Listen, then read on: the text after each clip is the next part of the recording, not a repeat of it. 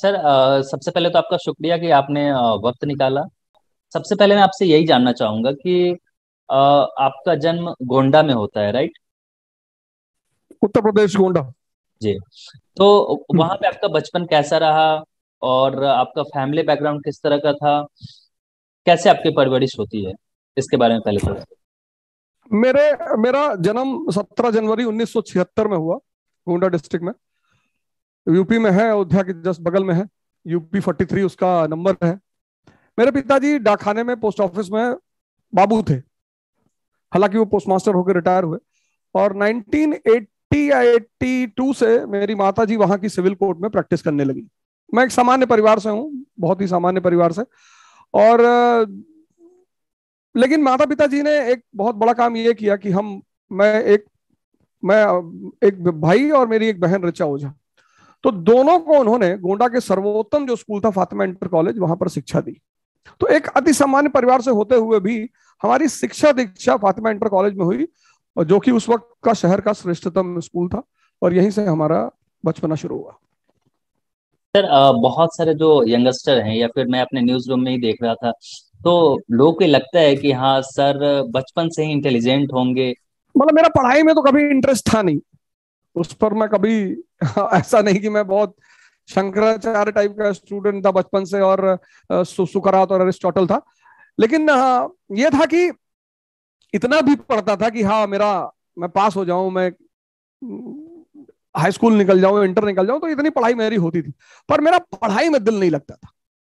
अब जहां तक रहा सवाल इंटेलिजेंस का, तो मेरा मानना है कि इंटेलिजेंस और पढ़ाई का कोई लेना देना नहीं है। तो हाई स्कूल में मेरे 51% के आसपास थे, और इंटर में मेरे थे 52.3, ऐसे कुछ परसेंटेज था मेरा। तो एक सामान्य स्टूडेंट के रूप में मेरी स्कूलिंग हुई, और मैं एक सामान्य स्टूडेंट ही रहा। तो गोंडा से फिर इलाहाबाद कैसे आना आपको हुआ आपका? हाँ, ये बड़ी रोचक कहानी है। हालांकि इंटर करने के बाद जो है मैं बहराइच गया, वहां पे किसान डिग्री कॉलेज है। तो मेरे मित्र वहां हैं, दानिश फिरोज शमसी, उनके साथ मैंने वहां पढ़ाई की 1 साल। लेकिन फिर गोंडा में कुछ गतिविधियां हुई, कुछ घटनाएं घटी, और फिर वहां से मुझे इलाहाबाद निकलना पड़ा। मेरे एक मित्र हैं स्कूल के, अंबुज मिश्रा जी। तो वो 2 फॉर्म ले आए थे गलती से, लेकिन उन्होंने मुझसे ये कहा कि मैं एक तुम्हारे लिए लाया हूँ। तो मैंने कहा इसी बहाने इलाहाबाद घूम आएंगे, और इलाहाबाद गए। तो सौभाग्य से शायद प्रभु ही मेरे आगे बैठा हुआ था। एंट्रेंस टेस्ट था। तो जो लड़का मेरे आगे बैठा था उसने कहा, भैया चिंता मत करना, हम बता देंगे, तुम्हारा भी हो जाएगा। तो नीरज भाई, मैं उसको पूरे 3 साल ग्रेजुएशन में ढूंढता रहा कि अगर वो लड़का मिल जाए तो मैं उसे थैंक यू बोल दूं। ऐसे मैं पहुंचा इलाहाबाद यूनिवर्सिटी। तो क्या आप जब इलाहाबाद आए और अपने स्टडी स्टार्ट की, तो उस समय क्या यूपीएससी आप करना चाह रहे थे? नहीं नहीं नहीं, मुझे तो पता ही नहीं था यूपीएससी क्या होती है, ये सब तो मुझे पता ही नहीं था। आईएएस वाईएएस ये सब मुझे पता नहीं था। लेकिन इलाहाबाद मेरे जीवन का सबसे महत्वपूर्ण मोड़ है। मतलब वहां पहुंचकर जो शिक्षकों से मेरी मुलाकात हुई, जो मुझे संगत मिली, एच एस उपाध्याय जैसे टीचर मिले, और वहां का जो माहौल है, तब मुझे पता चला कि ये संगत क्या होती है। जैसे हमारे संत भारत में कहते हैं ना, संगत सेवा सुमिरन। तो संगत कुछ भी करा सकती है, कुछ भी। और वहां जब मैं गया तो 92 में जब मैं वहां रहा, तो मैंने देखा कि हर आदमी पढ़ रहा है। मतलब वहां मुझे कोई ऐसा व्यक्ति मिला ही नहीं। मेरे सीनियर थे मनोज जायसवाल, विनोद जी अभी बनारस में पोस्टेड हैं, और कई सारे लोग हैं जो मतलब या तो पीसीएस हैं या आईएएस हैं। तो वहां के माहौल में एक तो शिक्षक बड़े अच्छे अच्छे मिल गए, मजा आने लगा पढ़ाई में, क्लास में बैठने में मजा आने लगा, चीजें समझ में आने लगी। बस वहीं से मेरी धारा मुड़नी शुरू हुई। तो पहली चरण में पहला विकास यही था कि पढ़ाई में मन लगने लगा। और फिर चूंकि वहां हर आदमी यूपीएससी की तैयारी करता था, तो मैं भी यूपीएससी की तरफ टर्न हो गया। तो आपने फिर अटेम्प्ट किए? हाँ, मैंने अटेम्प्ट दिए, चारों अटेम्प्ट दिए, एक ही मेंस लिखा बस। तो मतलब क्या उसमें आपको क्या कमियां ऐसी लगी जिसके बाद आपको लगा कि नहीं अब। नीरज जी, पहली बात तो ये थी कि मेरे पास बेस बिल्कुल नहीं था, एकदम नहीं। मतलब मुझे फोर्स, पावर, एनर्जी के बीच में डिफरेंस नहीं पता था, जो कि आज मैं करता हूं अपने स्टूडेंटों के साथ जो भी तैयारी करने आते हैं। तो मैं उनसे पहला काम यही कराता हूं कि पहला आप बेस करो। इसलिए आप देखो कि एनसीईआरटी कोर्स मैंने शुरू किया अपने चैनल पर, रे अवध ओझा के चैनल पे।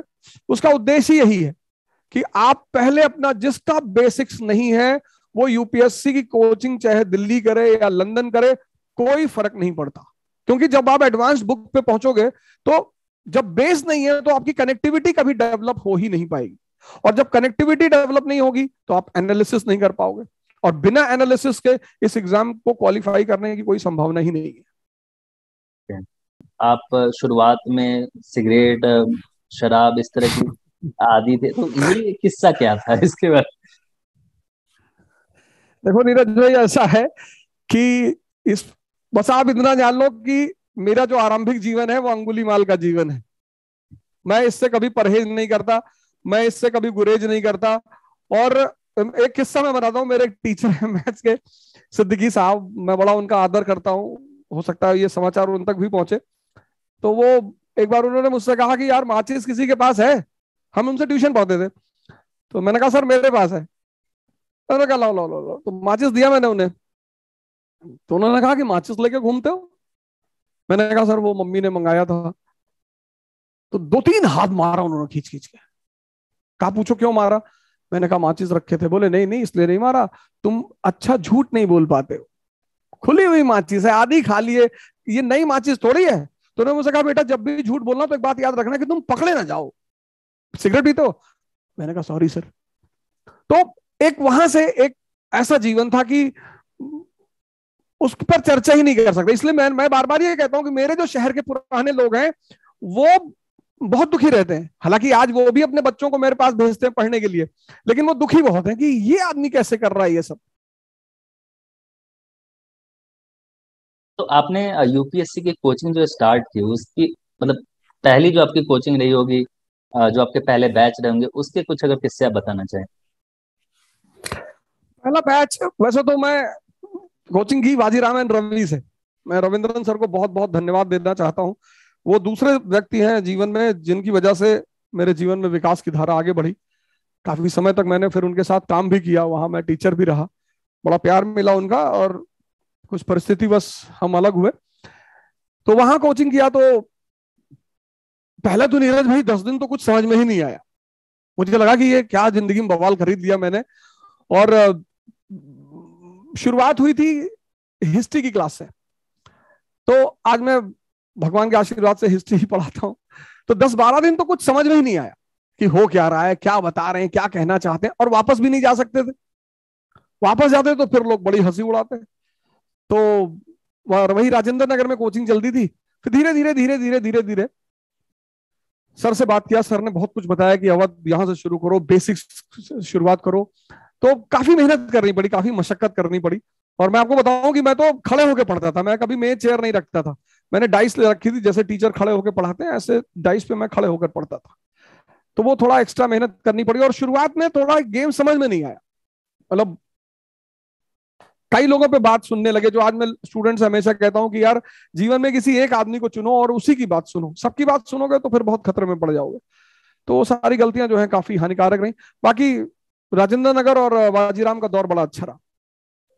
आपकी एक लाइन बड़ी मशहूर, लोग वीडियो पे देखते हैं और सुनते हैं कि नौकरी एक ही करनी थी, जो मिली नहीं तो फिर उसके बाद नौकरी कभी की नहीं। तो कैसे वो टर्न होते हैं आप वहां से इस तरफ? इसकी तरफ नीरज भाई, हमारा मैं इसको भी कई बार बोल चुका हूँ कि हमारा, मैं इलाहाबाद में था, तो वहां पे एक शगुन कोचिंग थी, मोहम्मद हुसैन भाई चलाते थे। तो उनका टीचर हिस्ट्री का भाग गया। तो उन्होंने मुझसे कहा कहा कि यार अवध यार अब क्या करें? तो हमने कहा यार अब क्या कर सकते, तुम कहो तो एक दिन हम क्लास में चले आए। तो कहे सारे लड़के भाग जाएंगे। ये हालांकि ये मैंने ही कहा था सारे लड़के भाग जाएंगे। तो उन्होंने कहा कि नहीं नहीं चलो देख लेते हैं यार, अब कोई नहीं है तो कोई ही सही। फिर वहां पढ़ाने गया तो लड़कों को मजा बहुत आया और बड़ी इज्जत मिली। और गांधी जी वाला हाल हुआ, जैसे साउथ अफ्रीका में गांधी जी को बड़ी इज्जत मिली। इज्जत किसी व्यक्ति को कहीं भी मिलेगी, वो उस लाइन को पकड़ लेगा, क्योंकि हर व्यक्ति की इज्जत की तलाश। गांधी जी अफ्रीका पहुंचे, उन्होंने विरोध किया और समाज की इज्जत मिली। गांधी जी फ्रीडम फाइटर हो गए। मैंने पढ़ाया, मुझे इज्जत मिली, मैं टीचर बन गया। अच्छा, आपके पढ़ाने के तरीके में एक और दिलचस्पी जो पढ़ने वाले लोग हैं, स्टूडेंट है, उनको दिखती है कि आप किसी भी चीज को कनेक्ट करके पढ़ाते हैं, उसको महाभारत से या फिर जो हमारे एंशियंट हिस्ट्री है या फिर कहीं से भी आप कनेक्ट करते हैं। तो ये इसके लिए क्या आपने कुछ अलग एक कंसेप्ट क्रिएट किया? कैसे आपने इस आइडिया को इजाद किया? ये तो ध्यान की देन है नीरज भाई। ये मतलब कहीं किसी की देन नहीं है। विद्या पढ़ने किसके लिए? सोचने के लिए, अध्ययन मनन। अब आज का जो युवा है वो अध्ययन तो करता है, मनन नहीं करता। 90% युवा मनन नहीं करता। जैसे मैं आपको एक छोटा सा एग्जांपल दूं कि आज जो आधुनिक दुनिया है, मैं विश्व इतिहास ही पढ़ाता हूं, उस दुनिया के दो पिलर हैं, एक रेनेसांस है, एक औद्योगिक क्रांति है। वो भारत में कमजोर है, दोनों ही कमजोर है, इसलिए भारत आज एक विकसित राष्ट्र नहीं बन पा रहा है। लेकिन अगर हम भारत के युवा से बात करें, अच्छे खासे पढ़े लिखे युवाओं से बात करें, तो वो कहते हैं कि अरे जातिवाद है, संप्रदायवाद है। ये उनकी जो मनन करने की क्षमता है वो डेवलप, हमारी जो प्रेजेंट एजुकेशन सिस्टम है वो मनन करने की क्षमता को डेवलप नहीं कर पाती। और ये मैंने डेवलप किया भगवान के आशीर्वाद से, ध्यान की प्रक्रिया से। इसलिए मैं अपने सारे स्टूडेंटों को कहता हूं कि तुम पढ़ो या ना पढ़ो, लेकिन ध्यान और योग जरूर करो। अच्छा, जब आप यूपीएससी की तैयारी कर रहे हैं तो उस समय क्या ऐसा भी कुछ हुआ था कि आप फिर घर चले गए थे और माता जी आपको ताने मारा करती थी, ऐसा कुछ? मैं कहीं पे पढ़ रहा था ये लाइन। अरे नीरज भाई, वो बड़ी जब कहानी बड़ी गजब है जी। कि ताना क्या, उन्होंने निकाल दिया मुझे घर से। जब मेरा लास्ट अटेम्प्ट ओवर हुआ तो उन्होंने कहा कि अब तो तुम खत्म हो गए, तुम्हारा तो गेम ही ओवर हो गया, अब तो मेरे सहारे जिंदा रहोगे जीवन भर। तो उसी में थोड़ा सा हीटेड, मैंने भी कुछ कहा उनसे कि आप भगवान थोड़ी हैं। तो उन्होंने कहा अगर मैं भगवान नहीं हूं तो तुम निकल जाओ मेरे घर से। तो वहां से निकले, और फिर 7 साल बड़ा, मतलब वो मेरे जीवन का असली 7 साल था, 2000 से 2007 तक। वहां मैंने असली जीवन देखा, लोग देखे, दुनिया देखी। कि मैंने अपने एक मित्र है, उनसे 100 रुपए मांगा, उन्होंने नहीं दिया। और कोई मिलने नहीं आता था, कोई फोन नहीं करता था, कोई राखी बांधने नहीं आता था। तो वहां पे मुझे लगा कि यार जीवन में एक बार अभाव जरूर होना चाहिए, क्योंकि तब आपको ये दुनिया वास्तविक रूप में पता चलेगी। उस समय क्या आप ऋषिकेश में थे? मैं 7 महीने रहा हूँ ऋषिकेश में। अच्छा। तो उस समय क्या ऐसी भी बातें थे कि आपके पिताजी आपको पैसे भेजते थे, कुछ ऐसा? अरे वो तो नीरज भाई, वहां पे तो ये पता चला कि माँ बाप ही भगवान है, वो प्रूव हुआ। मैं इस घटना को भी क्लास में बार बार कहता हूँ कि पिताजी हमारे हर महीने आते थे और हमें पैसे देकर जाते थे, और हमसे कहते थे, मैंने पहली बार उनसे कहा भी था कि क्यों पैसा दे रहे हो यार, क्या फायदा, अब मैं कुछ करूंगा नहीं। तो उन्होंने कहा मैं जब तक जिंदा हूँ बेटा, तब तक मैं आके आपको पैसे देते रहूंगा। और खुद भी आते थे, और महीने में एक आध आदमी को भेज भी देते थे स्पॉन्सर करके। और कहते थे कि ये मत कहना मैंने भेजा, कहना घूमने आए थे। लेकिन वो बार बार कौन घूमने आएगा गांव से, शहर से। तो मुझे भी लगता था कि नहीं नहीं, ये सब वही स्पॉन्सर करते हैं। और मतलब तब मुझे एहसास हुआ कि हम माँ बाप को भगवान क्यों कहते हैं। अच्छा, सर, जब आपने यूपीएससी का पहला बैच आपने पढ़ाया होगा, जब आपने अपना कोचिंग स्टार्ट किया, तो किसी पहले आईएएस बच्चे के बारे में आप कुछ बताना चाहें, या फिर जो पीसीएस जिन्होंने क्रैक किया हो? पहला, कई सारे लोग आईपीएस हैं शुरुआत के दौर के। जैसे बहुत, मतलब ऐसा नहीं कि क्लास के ही स्टूडेंट है, जैसे होता है हमारे यहाँ टेस्ट सीरीज में रहे, या हमसे मिलते रहे, काउंसलिंग करते रहे, राय लेते रहे, ऐसे शुरुआत हुई। तो हरिनारायण मीणा जी हैं वहां पे यूपी में, अतुल शर्मा है। तो ये सब बड़े मतलब होनहार, बहुत काबिल लोग रहे। और अतुल शर्मा जी की तो शायद 99th रैंक थी। और ऐसे ही था, ऐसे ही शुरुआत हुई धीरे धीरे। अच्छा। तो फिर इलाहाबाद से फिर दिल्ली भी शायद आप आए थे? हाँ हाँ, मैं इलाहाबाद से शुरू किया, फिर 2005 में मैं दिल्ली आया। दिल्ली में उष्मा कोचिंग शुरुआत की। हम थे, हमारे एक मित्र है नीरज भाई, वो थे। वो 2007 या 8 तक चली। फिर इकरा की शुरुआत कैसे होती है? इकरा की शुरुआत ऐसे हुई कि 2000, देखिए आपने नाम लिया और इकरा के मालिक का फोन भी आ गया। तो इकरा की शुरुआत कुछ ऐसे हुई कि ये जो फैजल साहब हैं, ये 2016 या 17 में हमारे स्टूडेंट थे वाजीराम में। ये बेचारे दुबई में अच्छा खासा जॉब करते थे। तो दुबई से पता नहीं इनको क्या नशा चढ़ा कि हम आईएएस बने, कुछ घटना घटी होगी इनके जीवन। तो ये आए यहाँ पर, और इन्होंने ये पढ़ाई शुरू की है।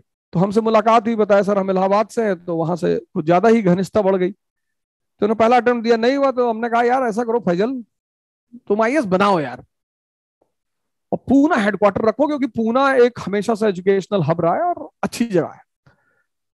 तो इन्होंने घर पे बात की माँ बाप से, पता नहीं उनकी अनुमति मिली, और फिर इन्होंने इकरा की नींव रखी। और हमने 1 साल लिकरा में एक लड़के को पढ़ाया, सद्दाम हुसैन, वो भी बड़ा क्रांतिकारी नाम था। सिर्फ एक बच्चे को आपने पढ़ाया? एक बच्चा, एक ही बच्चा, एक ही आया एडमिशन लेने के लिए। किस साल की बात बता रहे हैं आप? ये अभी तीसरा साल है, तो आप समझ लिए कि 2019 18 19 की बात होगी। अच्छा, करोड़ों जो स्टूडेंट्स हैं वो आपको एक द्रोणाचार्य के तौर पे देखते हैं और बहुत सारे मोटिवेट होते हैं। आपके द्रोणाचार्य कौन रहे?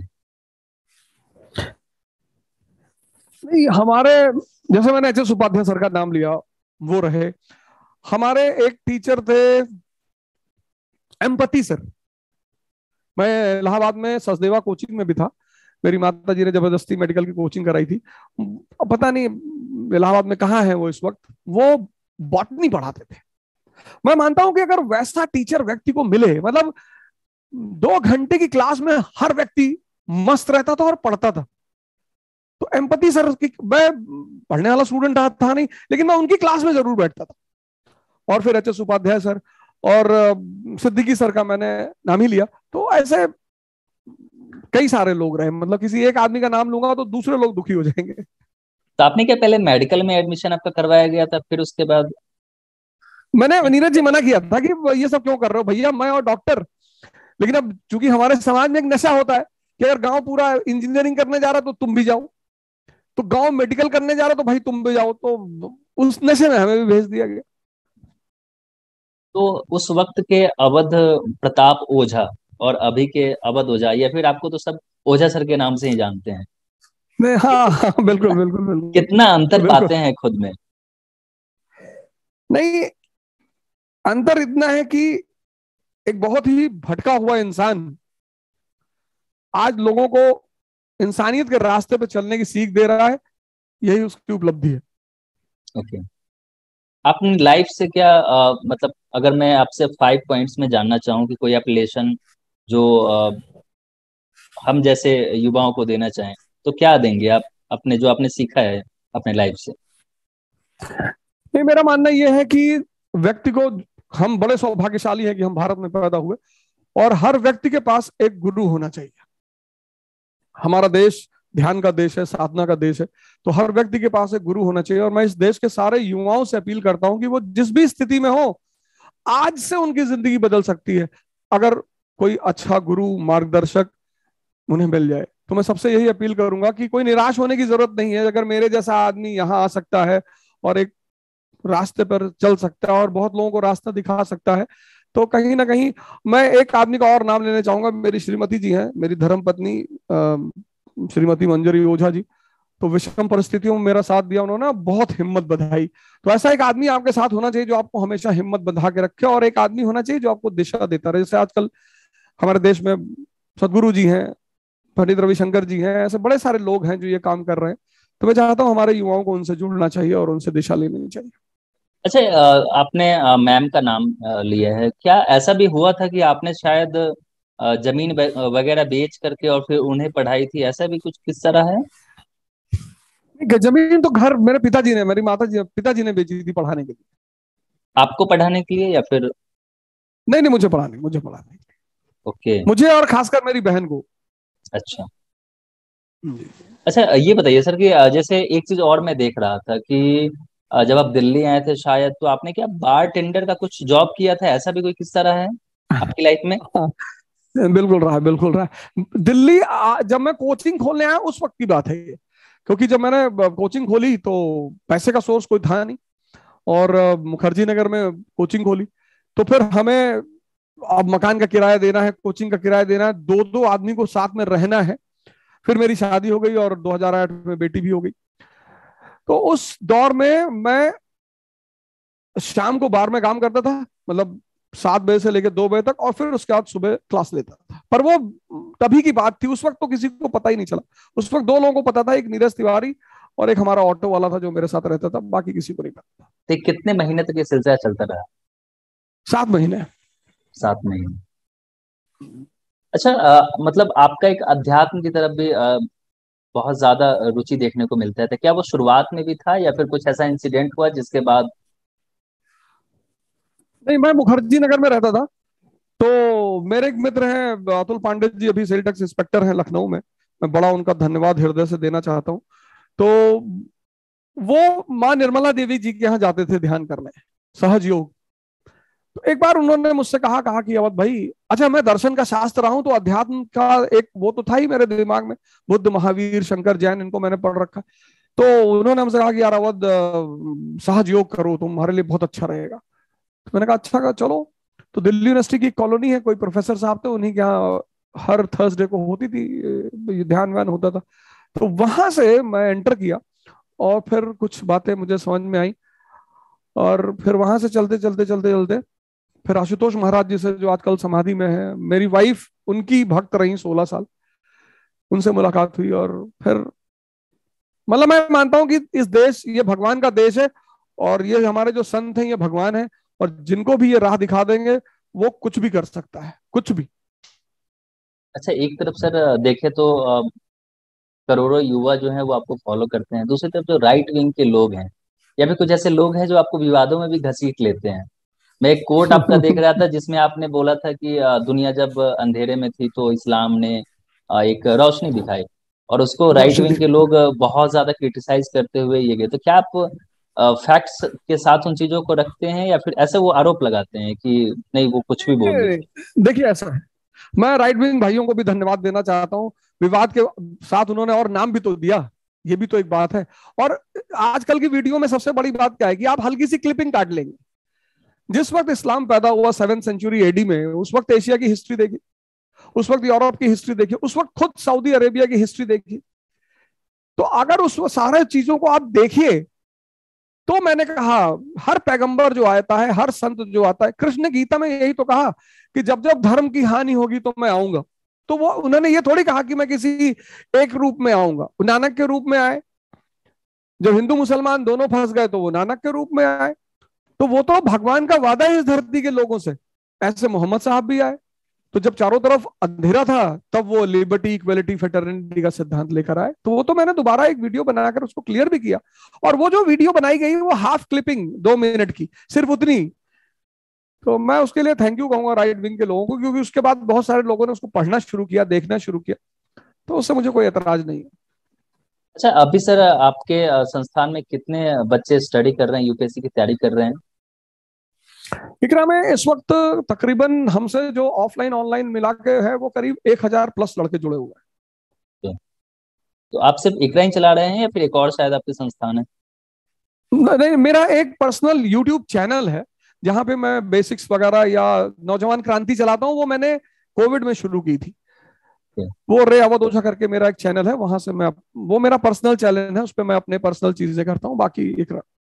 और एक जो सर ये आप शायद फ्री में 20 बच्चों को हर साल आप प्रिपरेशन वो करवाते हैं? वो मैं चयन करता हूँ। वो नीरज जी, मैं चयन करता हूँ लड़कों का।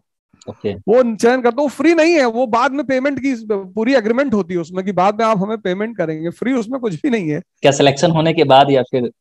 हाँ हाँ, सिलेक्शन होने के बाद। तो ये आइडिया को कैसे आया, कभी लगा कि हाँ यार पैसे की वजह से भी लोग नहीं मतलब स्टडी कर पाते हैं? तो आपके साथ भी ऐसा कुछ हुआ कभी? हाँ, कई सारे लड़के मेरे पास हैं। जैसे मेरे पास एक आजमगढ़ से लड़का आया, उसके पास तो जब वो दिल्ली पहुंचा उसके पास खाने को पैसे नहीं थे। उसने वहाँ एटीएम में काम किया, फिर उसने एक कोई जो प्रॉपर्टी डीलर था उसके यहाँ वो लड़का बन के उसने काम किया। तो ऐसे लड़के आते थे, और एक से एक होनहार लड़के आते थे। आज भी आते हैं, आज भी ऐसे लड़के आते हैं। लड़का है रवि प्रतापगढ़ से, पैसा ही नहीं बिल्कुल। तो मैंने कहा ठीक है, मैं तुम लोग को राय दूंगा। अब तो सबसे अच्छी बात है कि ऑनलाइन चीजें, तो मैंने कहा ठीक है, मैं गाइड करूंगा और A to Z करूंगा, पर ये एग्रीमेंट रहेगा कि सिलेक्शन के बाद इतना पैसा दोगे। अच्छा, आप खुद मतलब एक सिविल सेवा में नहीं जा पाए लेकिन आपने बहुत सारे हजारों बच्चों बच्चे आपके जो हैं सो अलग अलग क्षेत्र में काम कर, आपको कैसा लगता है जब आप अकेले में बैठ कर कभी ऐसा सोचते हैं? अब वो नीरज भाई, अच्छा तो बहुत लगता है। मतलब उसके तो कोई खैर वही नहीं है। मतलब आप ये सोचिए कि जिनको समाज पूरा सम्मान करता है, अगर वो आपको सम्मान करते हैं तो उससे बड़ी, ये इंसान की पहली भूख सम्मान ही है। तो सम्मान मिलता है तो बहुत अच्छा लगता है। मतलब उसका कोई वर्ड ही नहीं है कि कैसा लगता है। लेकिन क्या मलाल रहता है कि मैं नहीं? मलाल, मलाल तो रहता है नीरज भाई। उसको तो मैं कभी, अभी मैं वहां था गुवाहाटी में, तो वहां पे एक लड़की ने मुझसे पूछा कि सर अगर आपको दोबारा मौका दिया जाए और कहा जाए कि आप टीचर बन जाएं या आप आईएएस बन जाएं, तो आप दोनों में से क्या चुनेंगे? मैंने कहा बेटा मैं तो आईएएस चुनूंगा, क्योंकि जो लड़की तुम्हें मना करती है तुम्हारे प्रपोजल को, वो लड़की जीवन भर याद रहती है। तो मलाल तो रहता है। लेकिन ये भी तो आपकी खुशी होती होगी कि मतलब एक अवध ओझा ने कितने सारे आईएएस आईपीएस अब तैयार कर नीरज भाई वो तो भगवान का आशीर्वाद है, दिए। मतलब दिल को बहलाने के लिए गालिब ये ख्याल अच्छा है। अब जब आप अपने गांव जाते हैं तो वहां के लोगों का क्या रिएक्शन होता है? जैसे जब आप बचपन में कुछ शरारती अभ्यास को, तो लोग होते हैं कि निगेटिव कमेंट करते हैं, तो अब क्या है कि अब मैं जाता हूँ तो लोगों को चूंकि मुझसे बहुत ज्यादा काम है, तो मुंह पे तो सब बड़ी तारीफ करते हैं, कह रहे हैं भैया तो बचपन से इनकी एक उंगली चौड़ी थी, हम लोग पहले ही कहते थे कुछ करेंगे। तो मुंह पे तो करते हैं नीरज भाई, लेकिन चूंकि रिश्तेदार हैं, नेबर हैं, पर उनका धर्म है गाली देना, तो वो पीठ पीछे देते रहते, वो और कोई उसका वो नहीं। जब आप घर से निकले थे तो उस समय क्या किसने आपका हेल्प किया था? जैसे आपने बताया कि 7 साल आप। नहीं, मेरी हेल्प एक तो मेरे पिताजी ने की, मेरी वाइफ और एक मेरे मित्र हैं पंकज पांडे, उन्होंने अनकंडीशनल मेरी उस वक्त हेल्प की, मतलब एकदम। ये तीन लोग मेरे जीवन में रहे। ठीक है sir, thank you so much sir, आपने बहुत वक्त दिया हमें और खुल करके सारे सवालों के जवाब दिए। Thank you so much sir. Thank you Neeraj भाई। Thank you so much. Thank you. नमस्ते सर। मेरे पास एक आजमगढ़ से लड़का आया, उसके पास तो जब वो दिल्ली पहुंचा उसके पास खाने को पैसे नहीं थे।